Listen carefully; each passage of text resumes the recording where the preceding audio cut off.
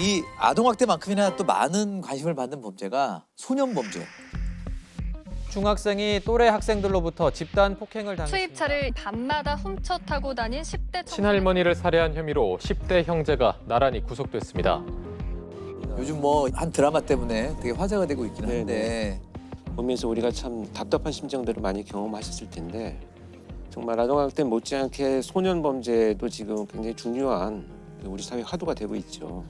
근데 이 범죄를 저지르는 이 소년들, 청소년들을 보니까 굉장히 예민한 시기에 약간의 어떤 고립감을 느끼면서 범죄를 시작하는 경우들이 많잖아요. 이제 학대도 마찬가지고 가정에서의 고립, 또 어떤 사회적 관계에서의 고립 이런 것들 경험하면서 이제 범죄에 빠져들게 됩니다.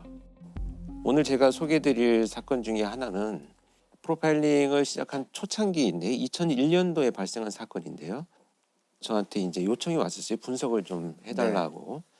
그래서 이 범인이 체포된 이후에 직접 가서 그 범죄자와 면담을 장시간 했던 사건입니다. 사건 내용을 이제 소개를 들어보면 이 아이의 부모는 24시간 운영하는 식당을 갖고 계셨어요. 그래서 열심히 일을 하시면서 그 아이가 둘이 있었는데 이제 14살 된 큰아들과 11살 된 둘째 아들이 집에서 생활을 하고 있었습니다.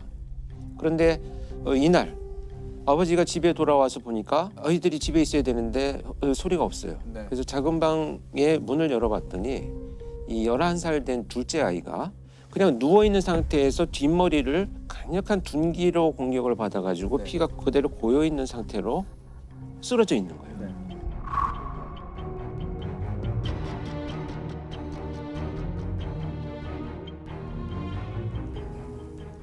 그래서 이 아버지는 이제 놀라서 이 아이를 들쳐업고 그냥 병원으로 갑니다. 하는데 이미 사망을 한 거죠. 근데 사망한 시간이 꽤 된 거예요. 근데 여기서 문제가 된 건 뭐냐면 이 있어야 될 형이 없어진 거예요. 그러니까 이제 처음에 그 현장에 투입된 수사팀에서는 누군가 침입을 해가지고 둘째 아이를 살해하고 큰 아이를 유괴해 갔을 것이지 않겠느냐. 이렇게 이제 수사를 접근을 합니다. 그런데 수사에 착수한 수사팀에서는 얼마 후에 바로 사라진 이 형을 강력한 용의자로 지목을 하고 그 수사를 전개를 합니다. 일단 이제 드나든 사람들에 대한 흔적을 찾기 위해서 가장 먼저 할 것이 이제 경찰에서 CCTV 수사를 했는데요. 사망 추정 시간이 지나서 얼마 후에 이 큰아들이 가방을 메고 유유히 혼자 걸어 나가는 것이 CCTV에 찍힙니다. 그래서 이 아이의 그 일기장이나 이런 흔적들을 이제 봅니다. 도대체 왜 이런 일이 벌어졌는가. 그랬더니 이 아이가 좀비라는 이름으로 미니홈피를 운영을 하고 있었어요. 거기에 보니까 군대 갔다 와서 살인을 마음껏 즐기는 것이 나의 꿈이다. 그래서 나는 그것을 실현하기 위해서 손도끼를 구입을 해왔다. 손도끼를 구입해서 침대 밑에 놓아두었는데 너무 기분이 좋다. 이런 글들을 이제 발견을 합니다.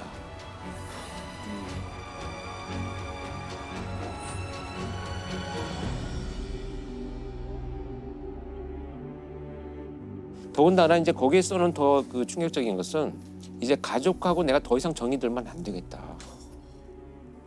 그게 그냥 아이들이 생각하는 중이병 차원을 넘어선 거 아닙니까? 완전히 넘어선 거죠. 이 정도는 사실 표고에서 잘 알겠지만 이 정도의 사회적 분노라는 것은 보통 30대를 전후해야 그동안 쌓인 분노가 표출되는 정도인데 14살 아이가 이런 걸 쏘나니까 믿어지지가 않는 거죠. 그런데 사실 이런 흔적만 가지고 어떤 일이 있었다는 것을 우리가 판단하기는 굉장히 위험하죠. 그래서 조사를 해보다 보니까 결국 이제 학교 친구들한테도 이런 살인에 대한 이야기들을 그동안에도 쭉 해왔는데 친구들은 뭐 좀 이상한 아이야. 뭐 그냥 뭐 별종이야. 뭐 이 정도로 그냥. 그렇죠. 또 한 가지 충격적인 것은 장래희망에 살인업자라고 써놨었어요. 그래서 이 선생님은 이것을 간과하지는 않았어요. 그래서 부모한테 연락을 해가지고 아이가 좀 치료를 개입을 해야 되는 거죠. 그렇죠. 치료 받아야죠. 근데 이 부모님은 우린 너무 화목하고 원하는 걸 다 해주고 이렇게 지냈는데 정신과 치료를 받으라고 하니 이거 참 난감했던 거죠. 부모 입장에서 이해가 안 되는. 원인을 찾지도 못하겠고 이런 이제 상황이 동일됩니다. 그래서 이제 이런 흔적들을 찾고 시작을 하던 중에 배회하고 있는 아이를 이제 체포를 합니다. 그때 가방 속에 동생을 살해한 손도끼를 그대로 넣고 있었어요. 그 가방을 메고 있었던 거죠.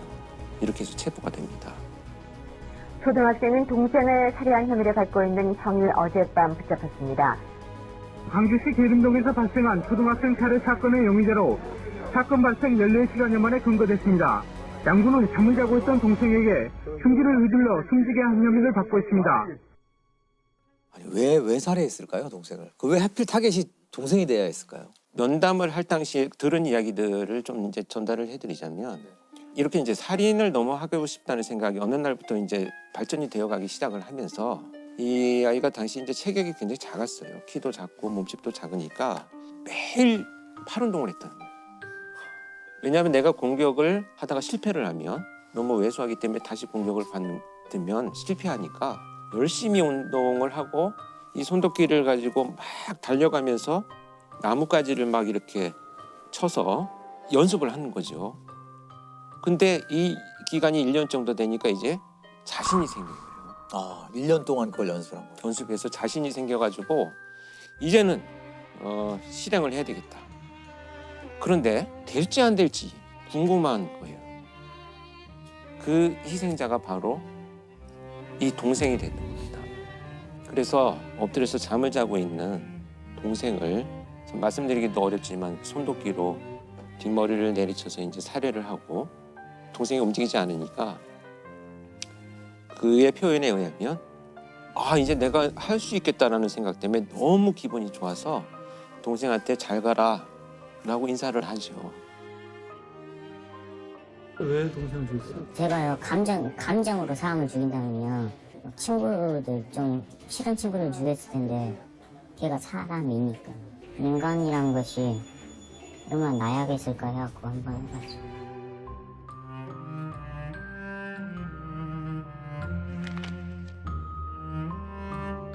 그래서 이 아이는 나와서 그렇다면 어떤 일들을 했느냐를 이제 경찰에서 추적을 하면서 면담을 이어갔더니 누군가 이제 오토바이를 탑니다. 좀 태워달라고 해서. 네. 그래서 태워서 가던 사람이 이제 내려가지고 잠깐 소변을 보는 사이에 실행을 하려고 꺼냈는데 갑자기 사람이 나타나서 이제 중단을 하고요. 네. 또 내려서 이제 그 대상자를 찾기 위해서 돌아다니다가 밤늦게 이제 답변하게 소변을 보고 있는 수리실에서 있는 사람을 보고 실행을 하기 위해서 들었는데 마침 유리 거울 같은 게 있어가지고 자기 모습이 비쳐서 보이니까 놀라서 또 중단을 하죠. 저는 살인이고 죽음이고 그런 게 좋았거든요. 재밌다 그런 거 기분이 좋다는 느낌이 들고 흥미가 있었어요.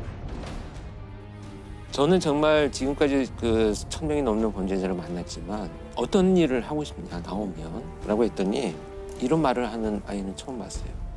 한 명씩 죽이는 것이 재미가 없을 것 같고 건물이 폭발하거나 이렇게 여러 사람이 죽는 모습을 너무 보고 싶어요. 이건 마치 이제 나의 장래 희망을 얘기하듯이 이거는 자연스럽게 이렇게 됐을 것 같지는 않고 뭔가 컨텐츠를 보거나 좀 그런 거에 영향받은 것 같다는 느낌이 그래서 강하게 들거든요. 영향을 많이 받았고요. 네. 특히 이제 그때 표 교수도 언론에 한번 인터뷰를 이 사건 가지고 했었어요. 그랬죠. 예. 그 당시에는 언론에서는 그 답을 찾으려고 게임에 몰입하게 됩니다. 게임이 이렇게 했다.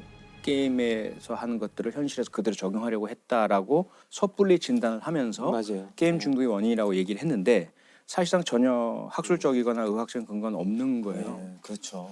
어느 한 가지에서 답을 찾으려는 그 자체가 사실은 맞아요. 섣부르고 그럴 수 위험한 있는 것 겁니다. 같아요. 네. 그런데 이제 그 와중에라도 이렇게 이 아이가 처한 환경적인 요인이 뭐가 있었느냐를 자꾸 들여다보고자 하는 노력을 하는 거고요. 그렇죠. 제가 볼 때는 그러니까 이 부모가 뭐 잘했다 잘못했다는 게 아니고 경제 생활을 하다 보니까 이제 아이를 돌볼 시간이 없었던 거죠.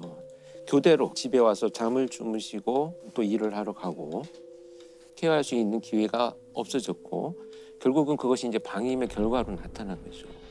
그래서 저는 안타까웠던 것 중에 하나는 아버지나 어머니가 들어올 시간이 있대요. 저녁에 뭐 한 10시, 11시쯤 되면 두 분이 교대를 하면서 들어오시는데 막 온몸에 막 휴지를 감고 미이라처럼 앉아있기도 하고 그러면 이 아버지나 어머니가 와가지고 아이고 우리 아이가 의사 가달려고 그러나 이렇게 그냥 말 한마디를 하면 또 주무시고 일을 하러 나가야 되는 거예요. 그러니까 무관심이네요. 근데 결국은 이제 무관심이라는 결과로 나타난 거죠. 근데 사실은 이 아이의 이런 행동들 여러 에피소드가 있지만 대표적인 이런 행동들은 아이가 부모 옆에 가고 싶은 생존이에요. 그러니까 나를 좀 봐줘요. 그 엄마 아빠 눈에 띄고자 하는 건데. 네, 생존의 그렇죠. 어떤 시그널 관심을 받고자 하는 거죠. 근데 부모도 결국에 열심히 일해서 음. 돈 많이 벌어서 자식을 잘 키우고 그럼요. 싶은 마음으로 네. 그랬을 텐데요. 그러니까 네. 이제 이렇게 이제 고의적인 방임은 아니잖아요, 사실은. 그래서 저는 국가가 좀 더 그런 고립된 환경에 있는 아이들을 어떻게 할 것인가에 대한 고민들은 할 필요가 있다고 봅니다. 그렇죠. 한 아이를 키울 때 뭐 모든 마을이 필요하다, 온 마을이 필요하다는 말은 맨날 하지만 실제는 그렇게 하지 않고 있잖아요. 누군가 단 한 사람이라도 언제나 이 사람은 나를 생각하고 있어라는 누군가 한 사람과의 애착이 끝만 있어도 그런 범죄는 안 생긴다는 거죠. 그런데 지금 이 사례 같은 경우는 없어요. 부모님은 마음은 있으시지만 그런 애착을 형성할 수 있는 정신적인, 체력적인 여력이 전혀 없는 거예요. 학교도 오직 진학과 성공에만 초점을 맞추지 이 아이 한 명이 그러한 제대로 된 인격체로서 주변 사람과 소통하면서 사회화가 잘 되고 있느냐? 이거 우리 교육 체계가 제대로 담아내지 못하고 있거든요. 그런 것들을 우리 한번 이 사건을 통해 생각해 봐야지 않을까 싶어요. 맞아요.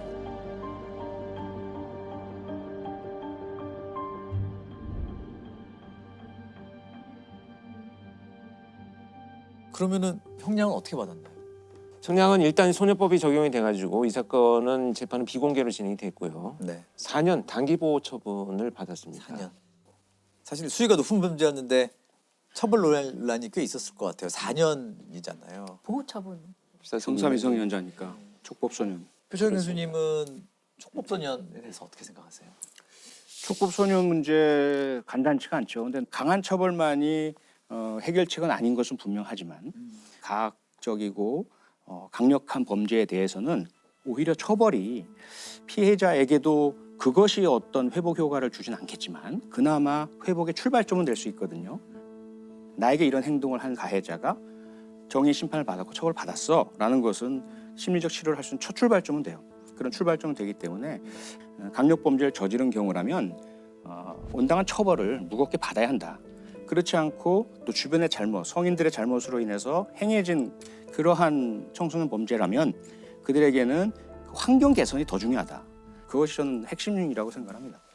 근데 지금 소년범 같은 경우는 좀 다른 방식으로 우리가 좀 봐야 될 필요가 있어요. 소년법상 19세 미만을 소년이라고 하고 그 사이에도 여러 가지 나이로 분류가 되는데 10세가 되지 않은 아이들 같은 경우는 아무리 범죄를 저질러도 형사처벌되지 않고요. 그리고 10세 이상 만 14세 미만 이 사이에 있는 소년 범죄자들을 우리가 촉법소년이라고 많이 불러요. 촉법소년의 연령을 더 낮추는 얘기도 있고 여러 가지가 있지만 아무것도 아직 실행된 건 없어요. 이 형사 미성년자는 사실 14세 미만 되게 오래됐고 한 번도 변한 적이 없는 거거든요. 우리나라 그게 50년대, 예, 1950년대. 53년에 형법 제정되고 한 번도 맞아요. 바뀌지 않았기 때문에 사실 형사 미성년자의 나이는 이제 좀 고민해봐야 될 때일 것 같고 그래서 소년법도 이제 폐지하라는 여론이 사실 꽤 있어요. 그렇죠. 예. 지금 그런 소년법이라는 것 자체가 그러니까 반사회성을 가진 소년의 환경을 조정하고 품행을 교정하는 게 목적이거든요. 결국에는 이 사회로 다시 돌아와서 건전하게 성장할 수 있도록 소년들을 돕는 거거든요. 근데 제가 볼 때 소년법의 문제는 소년범죄 그 가정법원에서 심사하고 심리하고 이러면 정말 완전한 비공개고 검사가 들어가는 재판이 아니에요. 피해자들이 상당히 그 과정에 접근할 수가 없어요. 촉법소년은 체포 구속되지 않고 조사를 거부하거나 귀가 의사를 나타내면 사건 조사도 할 수 없습니다. 소년부로 송치된 후에는 피해자 가족이 재판 날짜를 알 수도, 재판에 참석할 수도, 어떤 처분을 받았는지도 알 수 없습니다. 사실은 지금의 그 처벌의 모습, 사법의 모습은 회복적 사법이라고 해서 모든 것을 진짜 원래대로 돌려놓는 데 이념이 있거든요.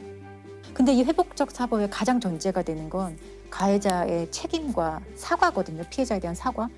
그런데 피해자가 원하는 그렇죠. 동의가 있어야 돼요. 네. 전제가 있어요. 그리고 가해자도 충분히 반성하고 피해자에게 사죄할 명확한 의사가 있을 때, 이것을 확인했을 때, 그 다음에 준비 안 된 미숙한 가해자가 자기는 미안하다고 사죄한다고 하지만 그게 피해자에게 더 상처를 더 덧낼 수도 있거든요.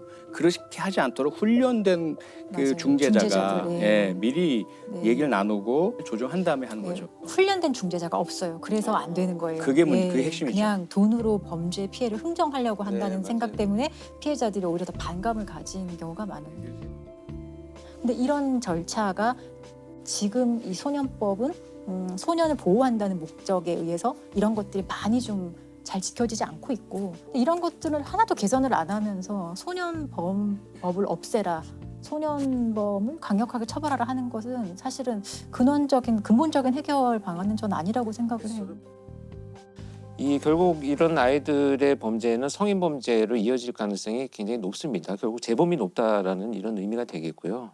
그렇기 때문에 강력한 처벌, 당연히 논의가 되어야 되겠고, 당사자한테 교정의 기회를 줄 수 있는 것들도 좀 연구가 돼야 되고, 반드시 병행할 것이 이제 심리치료도 좀 국가에서 적극적인 개입을 하는 것이 교정뿐만 아니라 본질적인 예방을 하는 데 도움이 되지 않겠나 하는 고민을 해봅니다. 아, 참 이 촉법소년 그리고 또 소년범죄 얘기는 참 마음 무겁습니다. 무겁죠. 예, 예. 그래서 제가 좀 마지막으로 드리고 싶은 말씀은, 제가 이 사건을 굳이 오래됐지만 꺼낸 이유 중에 하나가 이런 케이스들을 통해서 우리가 무엇을 좀 놓쳤는가를 한두 가지라도 좀 찾아보자라는 간절한 심정이 있었어요. 왜냐하면 이때 내가 면담을 하면서 어른으로서 어떻게 무엇부터 접근해야 될지 너무 막막함을 느꼈기 때문에, 벌써 20년이라는 세월이 지났는데 유사한 범죄들이 더 잔혹해졌다면 참 무엇을 했는가라는 좀 어떤 그 죄책감도 들고